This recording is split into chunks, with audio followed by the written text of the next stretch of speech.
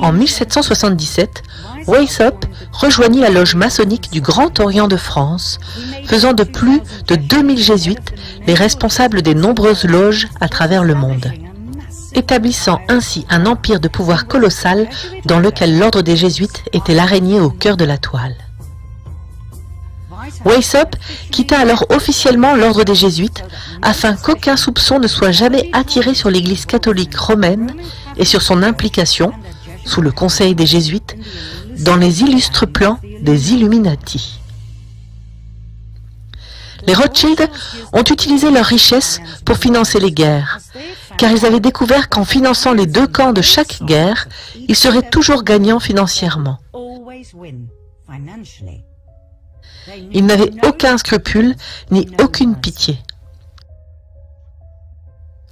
L'alliance des khazars lucifériens et de l'ordre des jésuites ne faisait que commencer. Leur but, le gain personnel, la richesse et le pouvoir, la soumission des familles royales,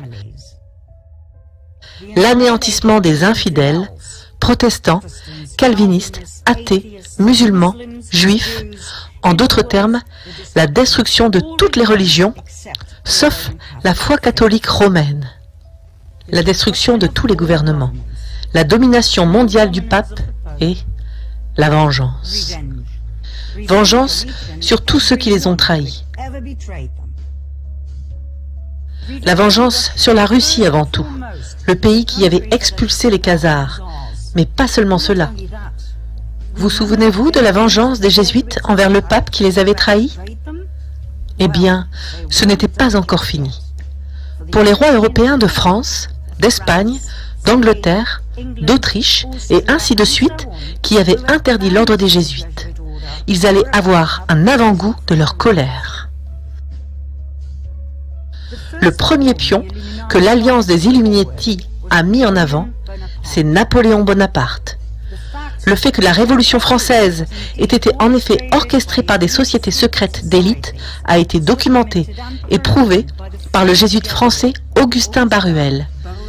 Il a écrit un récit très documenté dans lequel il s'est concentré en particulier sur Adam Weishaupt, fondateur de l'ordre des Illuminati.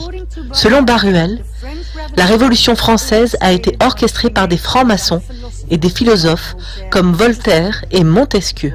Nous reviendrons sur Baruel dans une étape ultérieure. Alors, souvenez-vous de son nom. Le conseiller de Napoléon était un jésuite, Emmanuel Sieyès. Il a conseillé Napoléon sur les endroits où il devait se rendre et sur ce qu'il devait faire. Dans la langue d'aujourd'hui, nous appellerions Sieyès son maître. Selon de nombreux historiens et chercheurs, les jésuites sont ceux qui ont orchestré et dirigé la Révolution française et son issue. Napoléon était un grand maître maçonnique. Il a été choisi et initié par l'ordre pour jouer un rôle clé dans la Révolution planifiée. Le frère de Napoléon, Louis Bonaparte, a été fait grand maître du Grand Orient de France. Son épouse Joséphine a été membre de la corporation maçonnique d'adoption. Sous le règne de Napoléon, le nombre de loges en France est ainsi passé de 300 à 1220. Napoléon était une marionnette de la Kabbale. On nous a fait croire qu'il était homme de paille, mais ce n'était pas le cas. La main qu'il mettait parfois sur son estomac, selon certains historiens, devait couvrir un ulcère. Sérieusement, c'était en fait un geste maçonnique courant appelé le signe du maître du second voile. De nombreux dirigeants du monde ont depuis effectué ce signe à travers les âges.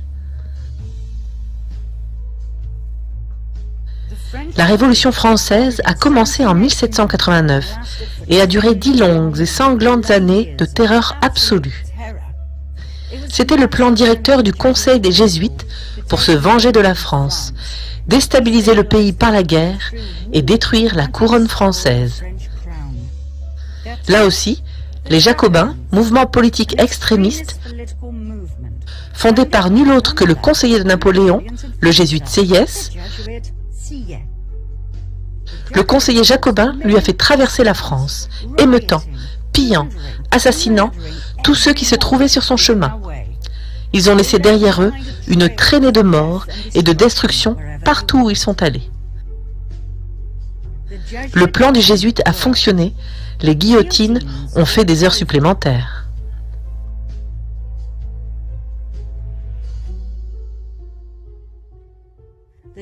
L'ordre des jésuites est le plus dangereux de tous les ordres. Il a causé plus de dégâts que tous les autres ordres.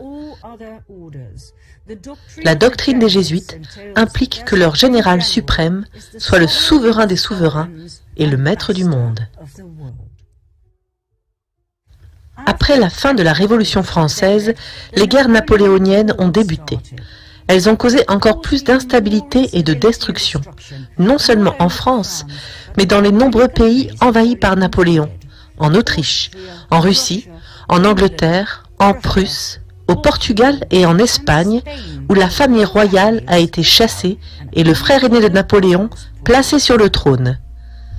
Tous les pays qui ont à la fois interdit l'ordre des jésuites et les khazariens askénazes étaient désormais en ruine.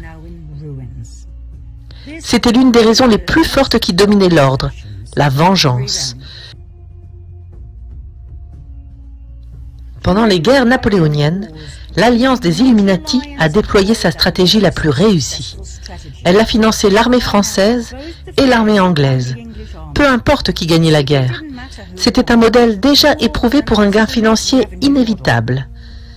C'est le duc de Wellington qui a combattu Napoléon et qui l'a vaincu à la bataille de Waterloo en 1815. Nathan Rothschild, un homme d'affaires brillant et impitoyable, avait ses espions à Waterloo et disposait d'un système de messagerie privée, car il savait que la rapidité des communications était vitale dans les affaires.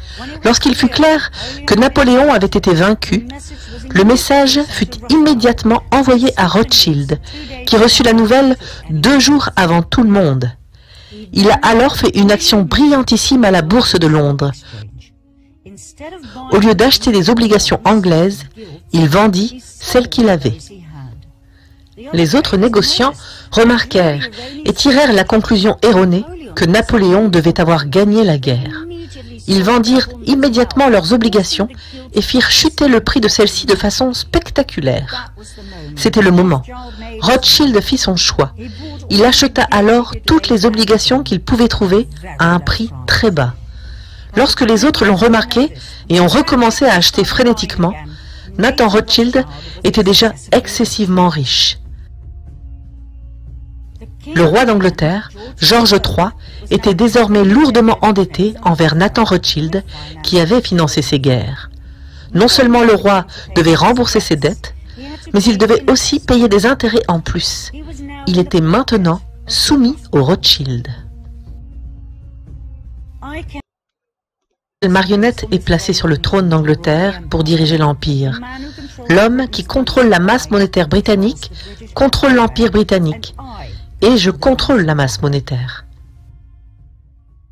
Suite.